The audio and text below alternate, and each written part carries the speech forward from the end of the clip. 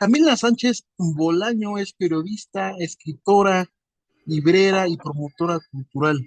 Comenzó su carrera profesional en la mesa de redacción de Foro TV. Ha sido jefa de contenidos culturales en Ibero Radio, locutora en MBS Noticias y en Ibero Radio. Actualmente es directora editorial de la revista Newsweek de español y bueno, imparte conferencias sobre creatividad, storytelling y creación literaria. Es propietaria y curadora de una boutique de libros, un centro cultural orientado al fomento a la lectura y librería en San Miguel de Allende, Guanajuato. Por su parte, Arturo Saldívar Rosales es productor y escritor. Comenzó su carrera como coordinador en producción para conciertos en México, entre los que destacan Madonna y Metallica. Ha sido gerente artístico para obras de teatro como Cats. Ha producido diversos programas para Radio Ibero y los 40 principales. Fue director creativo de Talent Land y asesor creativo de Warner Bros. Discovery. Actualmente es productor de los festivales Referencia Norte del FICU y del TEDx Ciudad de México. Y bueno, ahora están ellos con nosotros para presentar su nuevo libro, Busca el Cómo 2. Pues vamos a darles la bienvenida. ¿Cómo están? Azael, muy bien, muchas gracias. Todo Pues, bien, Asael, gracias.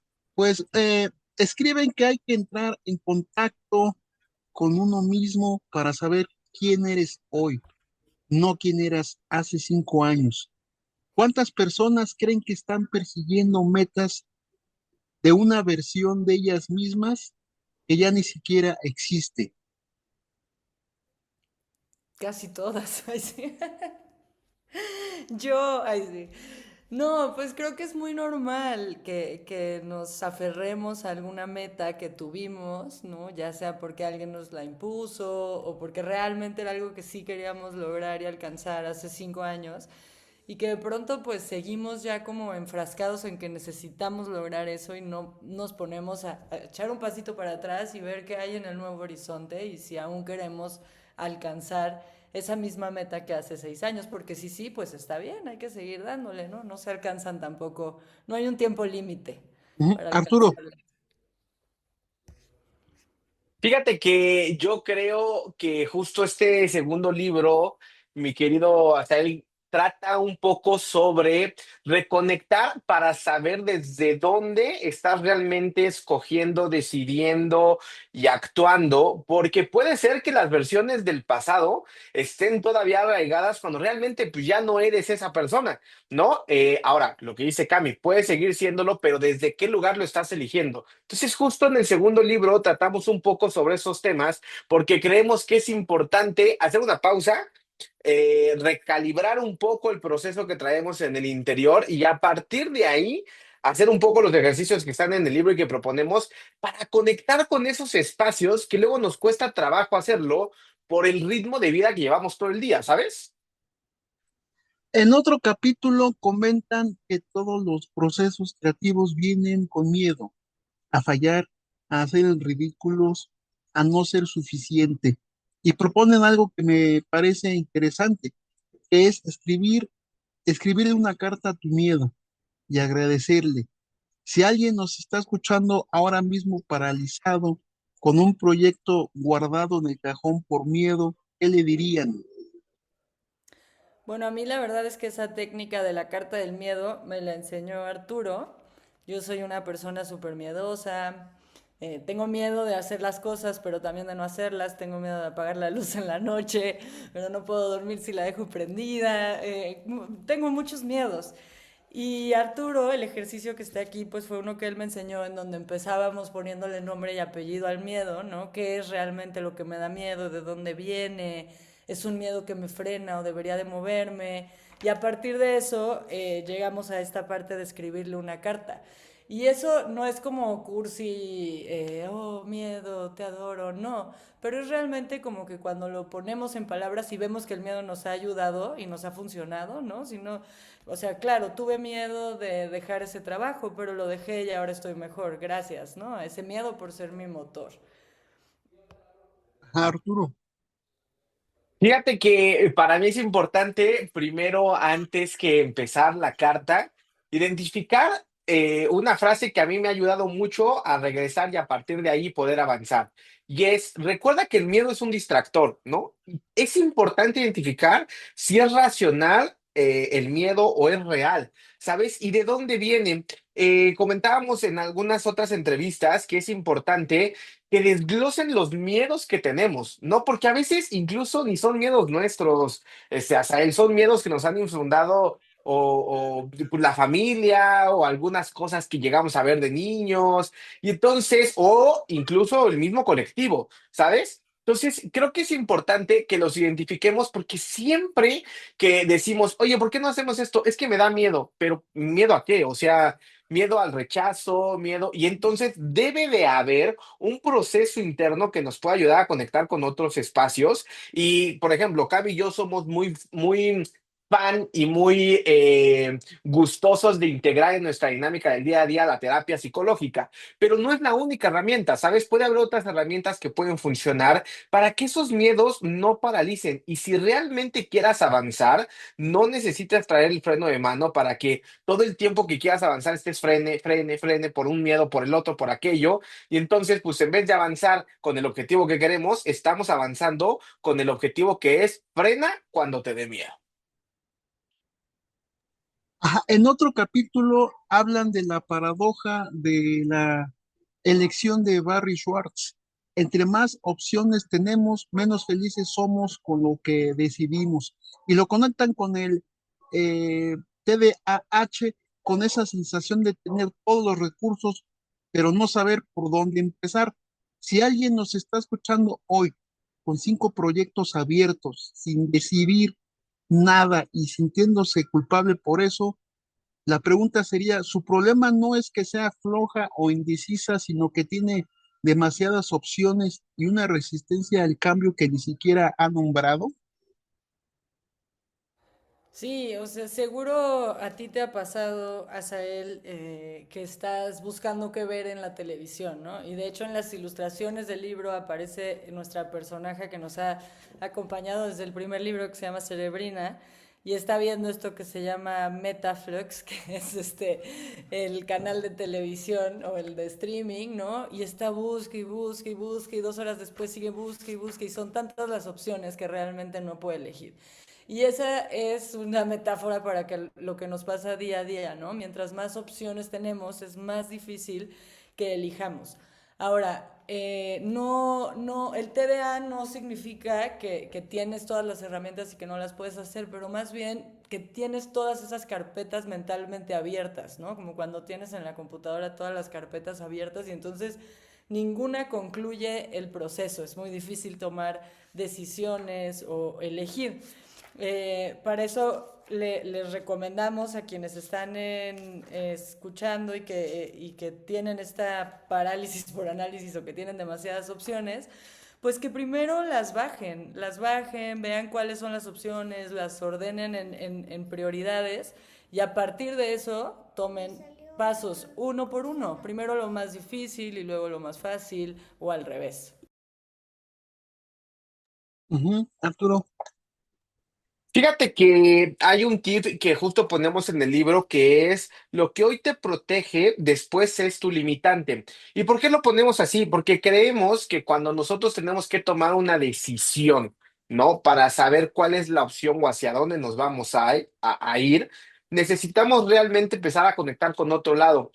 Hay una frase que he repetido varias veces durante algunas conferencias y en el libro que es, si piensas mucho a nada llegas. Y me refiero a esta parte. Había un maestro que nos decía mucho que si tenemos que tomar una decisión y en 20 minutos no podemos tomar esa decisión con la mente, entonces quiere decir que la herramienta no es la mente, que necesitamos buscar otro tipo de herramientas para poder saber hacia dónde va. Y lo que te dice un poco Cami, ¿no? Escoger el terreno, pero ¿desde dónde lo estás escogiendo? Lo estás escogiendo desde un lado mental donde quieres controlarlo, donde quieres saber para dónde, donde quieres analizarlo, proyectarlo, definirlo, sacar una ecuación con el Excel. Es imposible poder tomar una decisión así a menos que sea de otra forma. ¿no? Entonces creo que es importante que también vean las diferentes opciones, porque acuérdense que el laberinto no tiene una sola salida, tiene varias. En el capítulo 5 dicen algo brutal. No importa qué tan brillante sea tu idea, sino, sino logras que alguien te escuche más de un minuto. No existe. Hoy todo el mundo tiene un emprendimiento, un libro, un podcast, pero nadie sabe venderlo sin sonar desesperado. La pregunta es, ¿cuál es el error número uno que estamos cometiendo al presentar nuestras ideas y por qué eh, la fórmula de gancho, necesidad, propuesta, beneficios y cierre es lo que nos salva de ese, el que habla mucho a nada llega? Híjole, qué buena pregunta haces, porque si queremos encontrar el error, creo que nos va a costar un poco de trabajo analizar el espacio del error a nivel mental, ¿eh? Yo que he visto en los procesos de pitch o de venta en algunos proyectos, creo que algo importante que he percibido y que además a mí me ha funcionado es, fíjate que alguna vez un Jorge Gutiérrez, que fue el director del Libro de la Vida, cuando le presentó su película a Guillermo del Toro, me decía que Guillermo del Toro le dio 5 minutos y entonces cuando lo estaba presentando, dice, Arthur, imagínate que presenta, entonces se escuchan muchos ruidos, el güey que estaba podando el césped de la casa empieza a sonar la máquina y entonces yo le decía, ay, pero si quieres, espérate porque está sonando mucho. Y Guillermo del Toro le decía, te quedan 4 minutos, ¿no? Te quedan 3 minutos, mientras justo todos estamos buscando afuera que todo el conjunto de afuera nos ayude con la idea que tenemos y buscamos el espacio perfecto para poder presentarlos. ¿Cómo te explico esto? No importó el lugar donde estaba, no importaba el ruido, no importaba que la gente gritara, no importaba el ruidero que estaba haciendo la máquina. Él presentó la idea y la vendió en menos de 4 minutos. Entonces sí creo que el error más común que yo he visto en mucha gente al momento de que a mí me han presentado ideas y con los que yo he podido compartir ideas es: queremos crear un ambiente perfecto, queremos crear un pitch perfecto. Yo lo que les diría es, sean auténticos y a partir de ahí, diferente forma. Y a mí me ha ayudado a estar en ese aspecto porque he podido conectar, he podido pitchar 2 libros, he podido pitchar a muchos artistas, he podido convencer a artistas a que vengan a México a presentarse. ¿Por qué? Porque si lo dices desde un espacio neutral, honesto y con mucha vulnerabilidad ante la situación, puedes conectar de formas muy distintas. Ujú. Ujú. Y otra, Sí, otra cosa que es un gran error de pronto a la hora de negociar o de presentar un proyecto es que no estudiamos a nuestro interlocutor, ¿sabes? O sea, a veces no investigamos quién es la persona a la que le vamos a presentar el proyecto. ¿Quién es más allá del puesto que tiene, ¿no? Y de las razones por las que queremos que participe, pero quién es como persona. Yo soy muy introvertida y me pongo muy incómoda en estas situaciones, por eso digo que mi mejor herramienta de presentación de proyectos es la amistad que tengo con Arturo Saldívar. Pero también he aprendido a estudiar al personaje, ¿no? Entonces yo sé que si voy a ir con esta persona, que además de ser el que puede hacer que mi librería crezca, tiene una gran afición por las orquídeas, pues igual y me preparo, llevo un librito de orquídeas o algo investigo para que cuando llegue a su oficina le pueda hacer un comentario sobre la orquídea que tiene en el sillón, en la mesa. Y eso hace que se aligere el ambiente y entonces sea mucho más fácil y cómodo hacer la presentación. ujú. Dicen que ser congruente es decir la verdad incluso cuando apesta y proponen algo muy simple, hacer un espacio real en la agenda para lo que dices que es importante y dejar de hablar del proyecto para sentarte una hora diaria a hacerlo. ¿Cuántas negociaciones estamos perdiendo afuera con marcas y clientes? Porque ya perdimos la primera negociación adentro, la de ser congruentes con lo que pensamos, decimos y hacemos. Totalmente. Fíjate que es algo que también nos hemos enfrentado tanto Camila y yo, como muchos de los colegas y colaboradores con los que hemos cruzado en el camino, tanto laboral y personal, ¿eh? yo creo que la mayor negociación es con uno mismo, ¿no? Y el mayor compromiso es con uno mismo. Y a veces comprometernos con nosotros mismos es algo que nos está tronando a poder avanzar, porque si ni siquiera nosotros confiamos en nosotros, ¿cómo va carajos vamos a confiar en las ideas o cómo vamos a confiar en los proyectos o cómo vamos a confiar en lo que realmente nosotros queremos presentar? Entonces, por eso, en este segundo libro de Busca el Cómo, hacemos ese match, esa integración, porque creo que hay demasiada información afuera y estamos integrando muy poco adentro. Y es importante ser consciente y congruente, porque de nada sirve saber que lo necesitas hacer cuando realmente no lo haces. No sé si Cami te lo pueda explicar desde otro lugar, pero creo que los dos hemos entrado en un punto muy parecido y además con las entrevistas que hemos tenido, ¿no, Cami? O sea, con los amigos que incluimos en el libro, prácticamente dicen cosas muy parecidas. Sí, sí, sí, sí, todos estamos por la misma línea.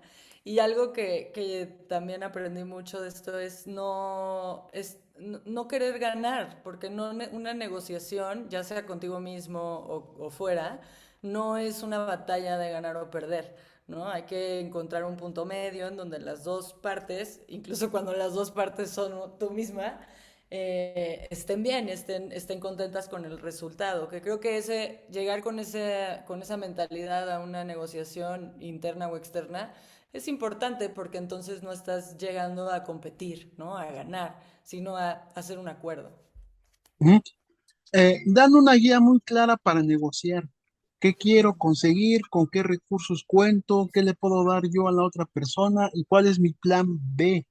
Pero lo que más me impactó son los consejos para cuando la negociación se está saliendo de control, cuando te interrumpen, te suben el tono, te dejan en un silencio incómodo. Pregunto, ¿qué es lo que nunca debemos hacer en ese momento y que la mayoría hacemos por quedar bien? Yo no sé. Yo hago todo lo que no se debe de hacer en las negociaciones. Fíjate, Azael, que a mí me funciona mucho, te va a sonar muy raro lo que voy a decir, pero te voy a decir que eso es algo que me funciona y Cami te lo puede confirmar. El conectar conmigo antes de entrar a una negociación, ¿no? Me ayuda mucho.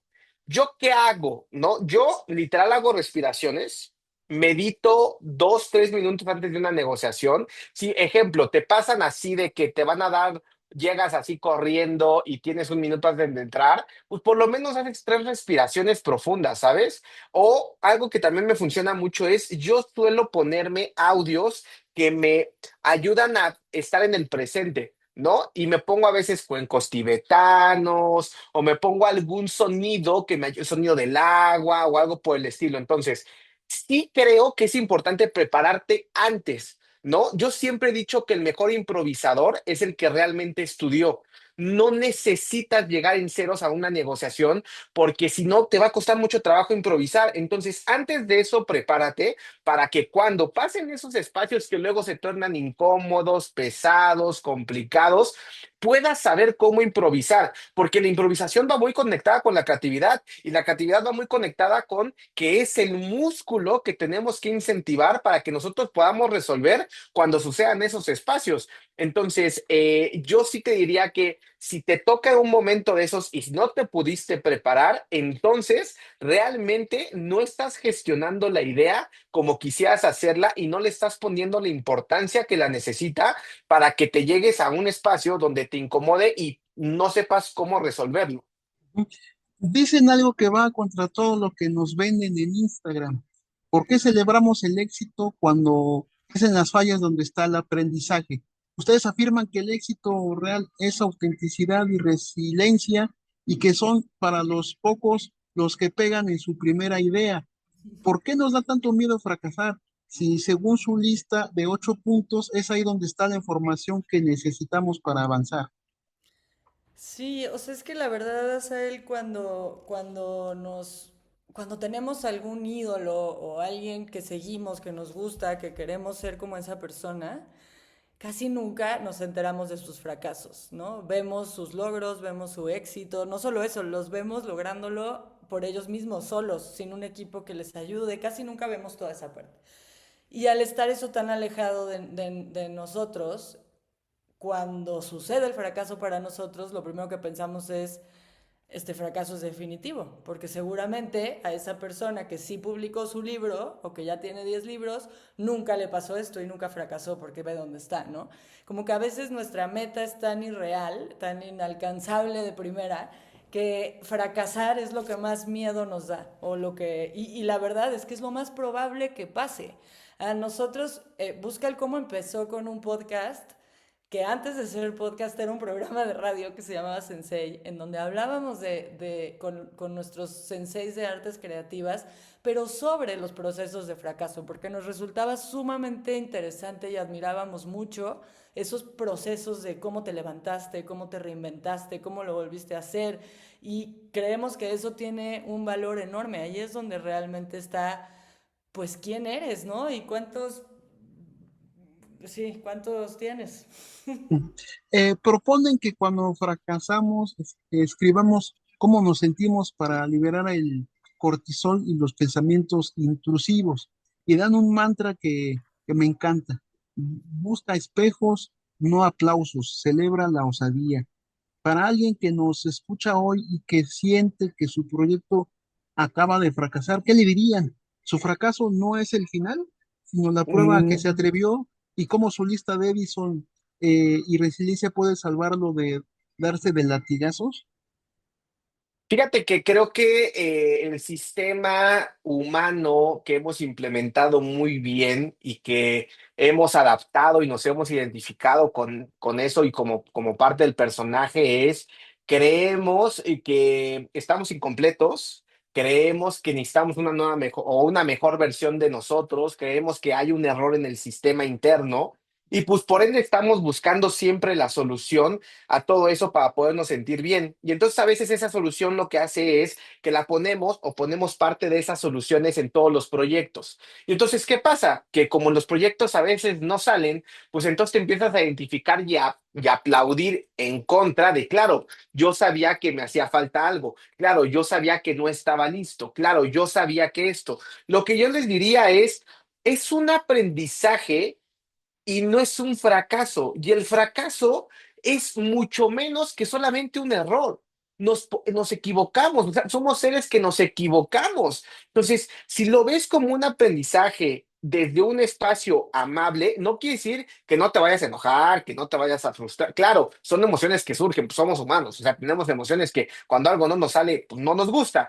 Pero sí creo que es importante que entendamos el, digamos, la forma del juego. Aquí la forma del juego es salte lo más rápido o levántate lo más rápido posible del lugar en el que caigas, ¿no? Si ya caíste en un bache, está bien, quédate 2, 3 días, pero no te quedes tanto tiempo, porque no eres el bache, güey, no eres el error, no eres lo malo que fue el proyecto, es solamente una idea que no era necesaria para ese momento y que posiblemente la vida te esté diciendo ahorita no o por ahí no, Ujú. busca por otro lado. ¿Sabes? Entonces, yo lo veo un poco así, Asael. No sé si Cami lo vea diferente.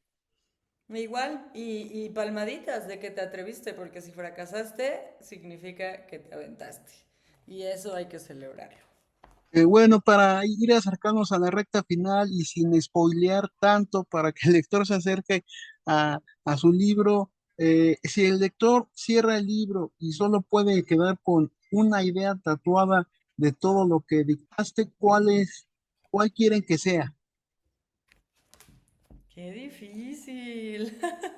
O sea, ¿con qué nos gustaría que se quedara el lector? Yo me Ajá. quedaría con que me gustaría que el lector se quedara con que recuerde que la información que todo eso que quiere ya lo trae. Solamente es atreverse a buscarlo y conectar con eso que está dentro de él. No necesita buscarlo en otro lado, ¿no? Hay herramientas como el libro, como los ejercicios, como la psicología, como varias herramientas que nos ayudan a eso. Entonces, yo me quedaría con eso, que ojalá el lector pueda conectar con él mismo y pueda ser honesta o honesto para poder crear desde un lugar diferente que no nos han enseñado, que necesitamos recordarlo para poder hacerlo.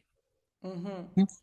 Cami, Yo, Yo me quedaría con que pequeños gestos hacen grandes cambios y con que no, a veces podrías leer este libro y abrumarte de todo lo que tienes que hacer y todo lo que tienes que cambiar, pero lo importante es que sepan que una cosa a la vez va haciendo los grandes cambios y que si vas cambiando las cosas chiquitas, de pronto vas a darte cuenta de que tu cerebro está imaginando diferente, creando diferente y funcionando diferente, ¿no? Desde un lugar mucho más amable contigo misma, que es parte de lo que nosotros queremos promover, que el proceso no esté totalmente ligado a la producción y a la industria, sino que esté también ligado a tus tiempos internos y que sea amable contigo misma. A mí me gustaría preguntarles, para concluir, si habrá una parte 3 o si tienen pensado hacer otro proyecto juntos, porque fue una sinergia muy buena la que ustedes han conformado. Gracias, Acel. Me sentí como cuando estaba en el hospital que acababa de nacer mi hija y me preguntaban, oye, ¿para cuándo el siguiente? Y yo, no, nunca. Pero sí, tenemos muchas ideas de buscar el cómo. Nos gustaría hacer algo también para infancias o para adolescentes, pues seguir acompañando procesos creativos.